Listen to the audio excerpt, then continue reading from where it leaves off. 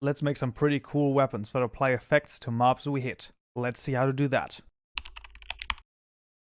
Alright, we find ourselves back at IntelliJ once more, and in this tutorial we're going to take a look at how you can add potion effects to mobs that you attack with a specific weapon. Now for that we need to create a custom item here. So in our case we're going to just create the staff item, and this is going to extend the normal item in our case. If you were to do this with a sword, for example, then if we go to the mod items class and we scroll up a little bit to our sword item, then what you would want to do is you would want to actually extend the sword item class.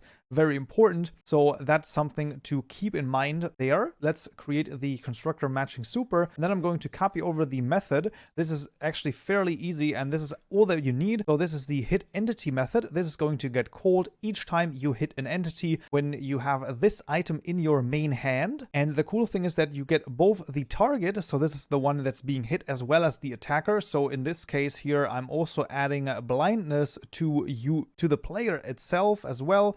And then the target itself gets a levitation here for a duration of 10 seconds. So that's actually kind of fun to take a look at. And let's not forget, when we created the new class, we actually also created here. So this is going to be a new staff item instead of just an item. And then this is actually done. This is all that we need to do in order to add this. So let's see if it works. All right, we found ourselves in Minecraft, and let's see. So let's take the staff and let's find a pig. There it is. So let's give it a good whack. And so as you can see, I am blind and the pig is flying. So, I mean, where would you see something like that? And at some point, of course, levitation is going to wear off and then the pig is going to have a bad day.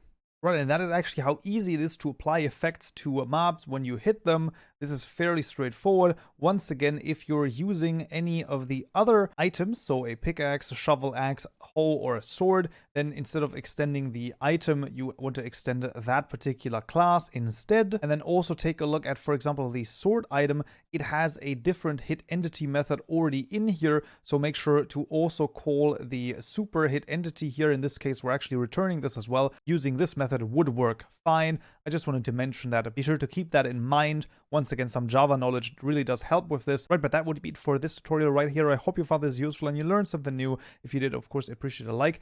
And don't forget to subscribe for more tutorials just like this one. So, yeah.